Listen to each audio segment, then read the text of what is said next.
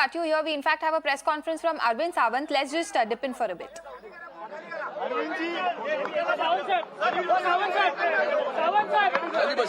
खाली बस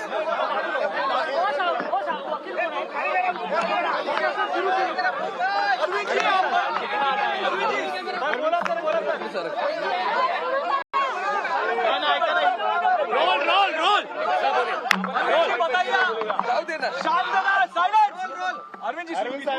कोणी बोलू नका. मी मराठी हिंदी इंग्लिश तिन्ही भाषेत बोले. ठीक आहे सर. त्यामुळे ओरडाओरड आता आम्ही हिंदी इंग्लिश सोबत बोलू.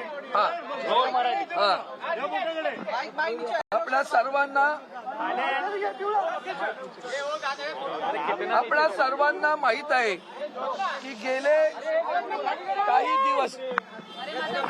दिवस शिवसेनेचे अनेक आमदार हे आसाममध्ये गुवाहाटीमध्ये थांबलेले आहेत आणि म्हणून तिथं थांबून काहीतरी रोज वेगवेगळ्या क्लिप मीडियावर देत राहतात, बातम्या देत राहतात आणि आपल्याला कल्पना आहे की आम्ही आमच्या शिवसेनेच्या वतीनं आज सन्माननीय सुप्रीम कोर्टाचे ज्येष्ठ वकील माननीय कामत साहेब माझ्यासोबत आहेत. त्यामुळे आम्ही जे काही सांगतो त्याला तुम्हाला ऑथेंटिसिटी जर ऐकायची असेल त्याचा अधिकृतपणा कायद्याची बाब ही बाब सांगण्यासाठी आज आम्ही इथं आलेलो आहोत. मूळ मुद्दा असा आहे की आम्ही हे जे मंडळी गेली त्यांनी आम्हाला माननीय उपाध्यक्षांनाच काढून टाकण्याची नोटीस दिली. त्यानंतर ती नोटीस कशी गैर आहे हेही सांगितलं गेलं. त्यानंतर आम्ही या सगळ्या लोकांना डिस्क्वालिफिकेशन करावं म्हणून 16 लोकांना आम्ही नोटीसेस दिल्या. त्याच्यावरही कारवाई सुरू झालेली आहे. पण ती तुम्हा सगळ्यांना वाटतं की ती कितपत खरी आहे, तर ती खरी बघायची असेल, त्याचा खरेपणा पाहायचा असेल तर आपल्याला एक कळेल की माननीय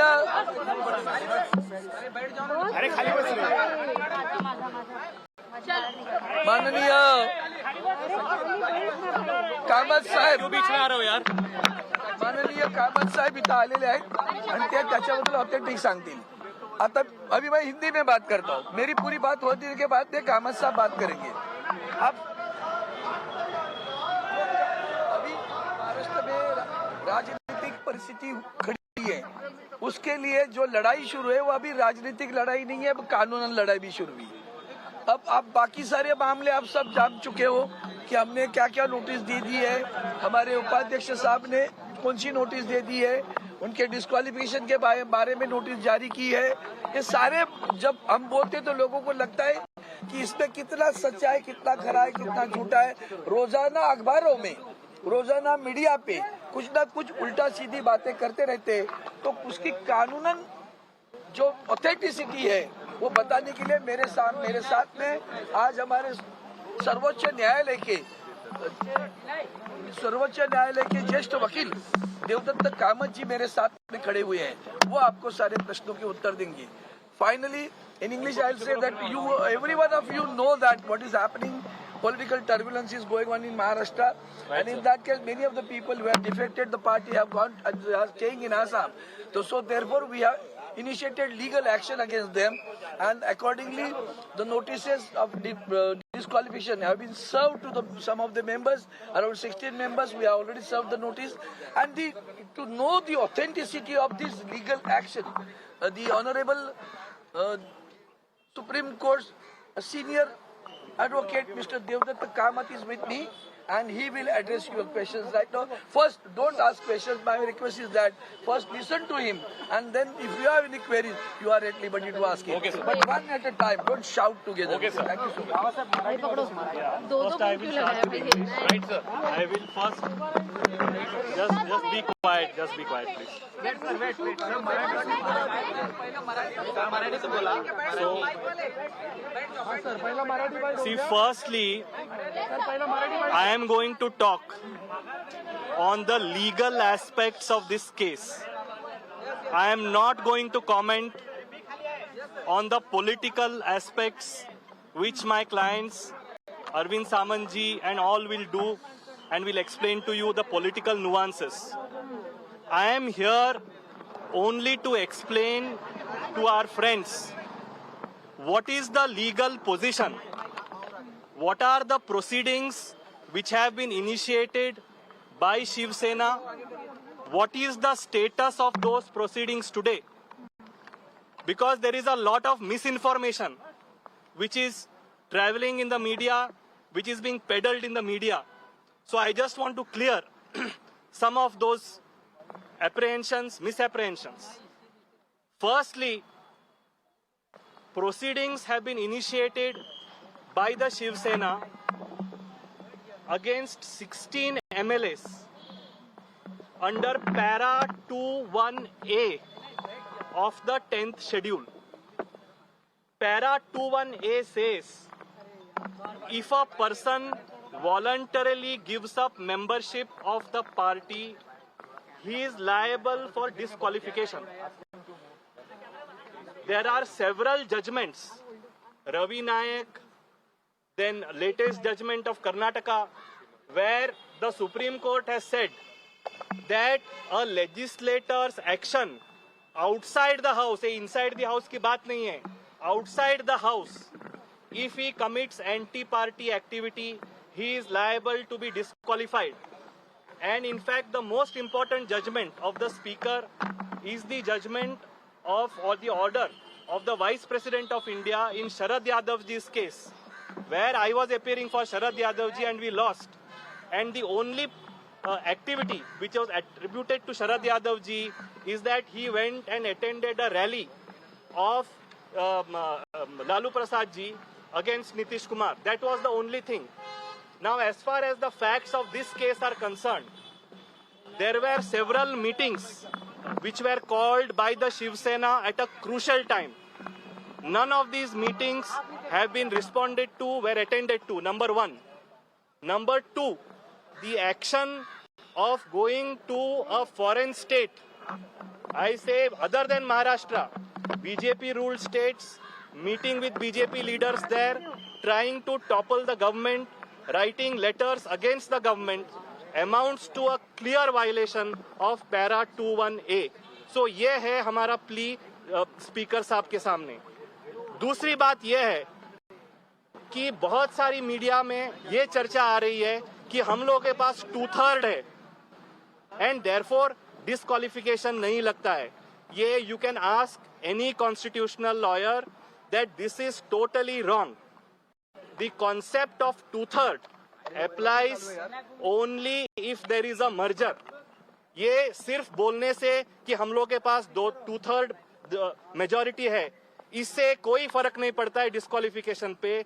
जब तक आप अपनी जो MLAs है कोई और पार्टी में मर्ज नहीं कर सकते, that till that time disqualification applies.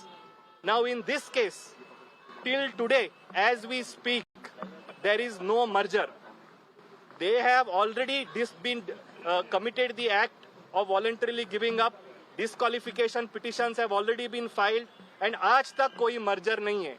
ये जो merger का concept आया 2003 में, इसके पहले जो था split का provision था constitution में कि आप 1/3 लेके faction बना सकते हैं.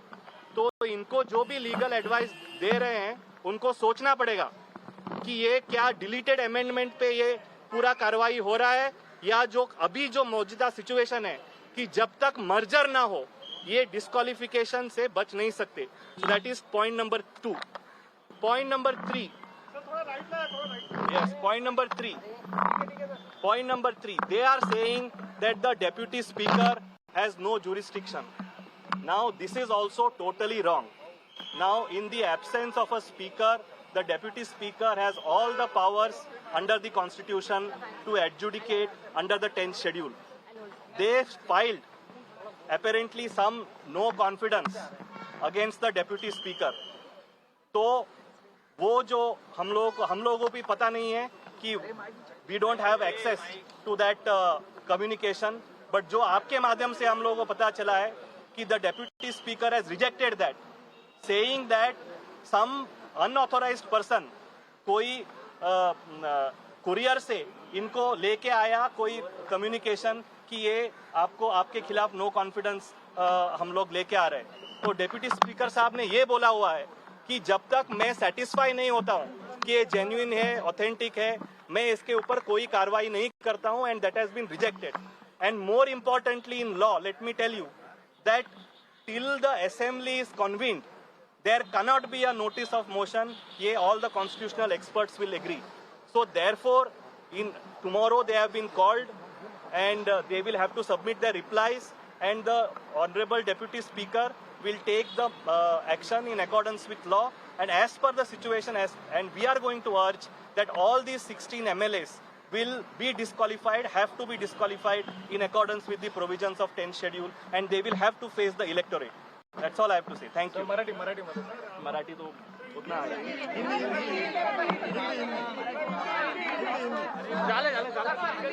सर, आप क्वेश्चन एनी क्वेश्चन नहीं, आप क्वेश्चन जो भी है आप हिंदी में पूछ लो. What is going to be the legal?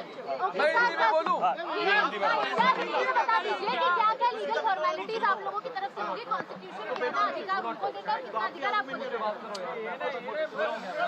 Disqualify करने का कितना अधिकार है, क्या प्रोसीजर है? अरे सुन लो यार, हाथ उठा रहे हैं. जो I will just repeat quickly in Hindi कि जो तो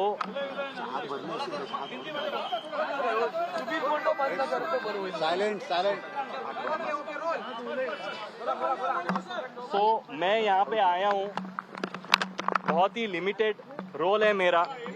पॉलिटिकल सिचुएशन पे मैं कमेंट नहीं करने वाला हूँ.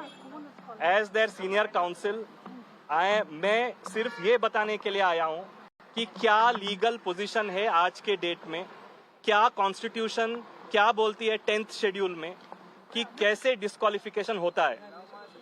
तो ये जो डिस्क्वालिफिकेशन की पिटिशंस लगाई गई है माननीय डिप्टी स्पीकर के सामने, वो ये ग्राउंड पे लगाई गई है कि इन्होंने पैरा 21A के अंतर्गत पार्टी छोड़ दी है, और ये जो छोड़ने की प्रक्रिया है इसके कोई रेजिग्नेशन की जरूरत नहीं है. माननीय सुप्रीम कोर्ट के जजमेंट के अनुसार रवि नायक और जो लेटेस्ट सुप्रीम कोर्ट जजमेंट है कर्नाटका मैटर में, तो उन्होंने ये बोला हुआ है कि अगर सांसद या विधायक का एक्शन से ये साबित होता है कि इन्होंने पार्टी के खिलाफ एक्शन लिए हुए हैं, कार्य किए हुए हैं, तो वो पैरा 21A लगता है. तो हम लोगों ने 16 पिटिशंस फाइल की हुई है, उसमें स्पीकर साहब ने नोटिस इशू किए हैं, वो कल हियरिंग के लिए लगेगा. दूसरी बात यह है कि बहुत सारे मीडिया में और अन्य माध्यम में तो ये चर्चा हो रही है कि डिस्क्वालिफिकेशन इसमें नहीं हो सकता है क्योंकि हम लोगों के पास 2/3 मेजॉरिटी है. ये सरासर मेरे एक्सपीरियंस और नॉलेज के हिसाब से पूरा गलत है, क्योंकि 2003 में ये जो स्प्लिट का इशू था, स्प्लिट का प्रावधान था, वो डिलीट किया गया है. अभी डिस्क्वालिफिकेशन से बचने के लिए एक ही रास्ता है, वो है मर्जर. और आपको सारे लोगों को पता है आज तक ये जो 30 या 40 जो भी गए हुए हैं, अभी तक इनका कोई पार्टी में मर्जर नहीं हुआ है. तो इसीलिए तो आज के हालत में ये डिस्क्वालिफिकेशन से नहीं बच सकते. तीसरा जो मुद्दा है, इन्होंने बोला है कि डेप्यूटी स्पीकर को कोई जुरिस्डिक्शन नहीं है, डेप्यूटी स्पीकर को कोई जुरिस्डिक्शन नहीं है, कोई राइट नहीं है ये डिस्क्वालिफिकेशन की पिटिशन सुनने के लिए. उसके लिए मुझे यही कहना है कि कॉन्स्टिट्यूशन में क्लियर प्रोविजन है 180, उसमें ये बोला गया है कि जहां पे भी वैकेंसी है स्पीकर के ऑफिस में, तो deputy speaker can perform all the functions of the speaker. और रही बात वो नो कॉन्फिडेंस की, वो नो कॉन्फिडेंस मोशन ना ही मैंने देखा है, ना ही वो उसका रिजेक्शन मैंने देखा है. जो आपके माध्यम से हम लोगों को पता चला है कि ये बात है कि जो नो कॉन्फिडेंस मोशन दिया गया है, कोई अनऑथोराइज्ड ईमेल एड्रेस, क्योंकि सारे विधायकों का रजिस्टर्ड ईमेल एड्रेस होता है, तो इन्होंने कोई अन्य email address, random email address से कोई एक चिट्ठी भेजी हुई थी, और वो कोई मेंबर वहाँ पे, कोई विधायक वहाँ पे आके स्पीकर साहब को नहीं दी उन्होंने, तो कोई कुरियर के माध्यम से उनको दिया गया. तो स्पीकर साहब ने, हम लोग को जो पता चला है आपके माध्यम से, कि ये है कि स्पीकर साहब बोलते हैं कि जब तक मैं सेटिस्फाई नहीं होता हूँ कि ये जेन्युइन है, ऑथेंटिक है, मैं इसके ऊपर कार्रवाई नहीं करता हूँ, और उन्होंने वो रिजेक्ट कर दिया है. So as of now there is no impediment in the disqualification petitions being carried forward. और तीसरी बात इसमें यह है कि जब तक असेंबली सेशन में नहीं है तो ये कोई नोटिस ये देते हैं नो कॉन्फिडेंस का इन लॉ, इसका कोई मायना नहीं रहता। That's all I have to say. Sir अभी एक बात One by ऐसी भी one, पता चल one by रही है one by कि अविश्वास प्रस्ताव जो है वो दिया और एक बार फिर अपक्ष आमदार के हाथ से दिया गया है, तो ऐसे वक्त में क्या वो आगे की कार्रवाई कर सकते नहीं, हैं? वो मेरी जानकारी में नहीं है, so I can't comment on it. और जो स्पीकर साहब करेंगे तो हम लोग कमेंट नहीं कर सर, सकते। लीडर ऑफ द हाउस जो चुना है शिवसेना ने और चीफ व्हिप चुना है, क्या वो वैलिड रहेगा? बिल्कुल, बिकॉज जो लीडर ऑफ द हाउस है और चीफ व्हिप का मामला है, that is the domain prerogative of the political party, original political party. Original political party decide करेगी कौन लीडर होगा। लेजिस्लेचर पार्टी जो है वो पॉलिटिकल पार्टी का अंग है, कोई लेजिस्लेचर पार्टी सुप्रीम नहीं है।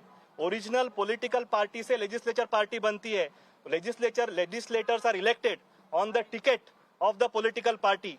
सो जो पॉलिटिकल पार्टी बोलती है उसके ऊपर व्हिप या लेजिस्लेचर पार्टी का लीडर चुना जाता है। So therefore there is a rightful change in the chief whip. And और एक बात है, कल नेशनल काउंसिल एग्जीक्यूटिव मीटिंग में देयर वर मोर देन 250 के ऊपर रिप्रेजेंटेटिव्स इलेक्टेड जो 2018 में नेशनल काउंसिल शिवसेना में इलेक्ट हुए थे। उन्होंने सारे लोगों ने ये डिस्क्वालिफिकेशन जो पिटिशंस की प्रक्रिया ये की है वो endorsed it and they have endorsed the leadership of Uddhav Thackeray ji. इस सब में गवर्नर का रोल क्या रहेगा? आपको कॉन्स्टिट्यूशन की ज्यादा जानकारी है, तो क्या इसमें गवर्नर जो है वो डिप्टी स्पीकर के पावर को ओवरपावर कर सकते हैं? क्या गवर्नर का क्या रोल रह सकता है इसमें? As far as governor's role is concerned, as far as governor's role is concerned, Nabam Rebiya's judgment, Arunachal judgment is very clear. जो डिस्क्वालिफिकेशन मामले में governor has no role to play. आप कॉन्स्टिट्यूशन बेंच की नबम रेबिया जी की judgement पढ़ लीजिएगा। 5 जजेस bench of the supreme court have clearly said कि governor has no role to play. वहां पे जो बात हुई थी, गवर्नर वाज सेंडिंग डिरेक्टिव्स कि डिस्क्वालिफिकेशन पिटीशन सुननी चाहिए, नहीं सुननी चाहिए, तो वो सारा चीज सुप्रीम कोर्ट ने बोला हुआ है कि गवर्नर के डोमेन में नहीं है, he has no jurisdiction. Disqualify होने से पहले अगर वो गवर्नर को खत लिखते हैं तो क्या गवर्नर स्पेशल असेंबली का कन्वेंशन बुला सकते हैं? क्या सेशन बुला सकते हैं? क्या गवर्नर कॉल कर सकते हैं सेशन के लिए किसी house floor of the house पे? इससे पहले अगर वो गवर्नर को खत लिखते हैं तो क्या governor? Yes, governor, if he feels that there is a problem with the majority, he can always call for a floor test on the advice of the chief minister or otherwise also. So वो अभी हुआ नहीं है. So let us wait and see what happens. नाही पण राज्यपालांकडे जर का हे आधीच पत्र त्यांनी दिलं असेल तर If there is a floor test, Samanji and the political parties will take a call how to go forward. This is not a legal question. Thank you. Okay, thank you.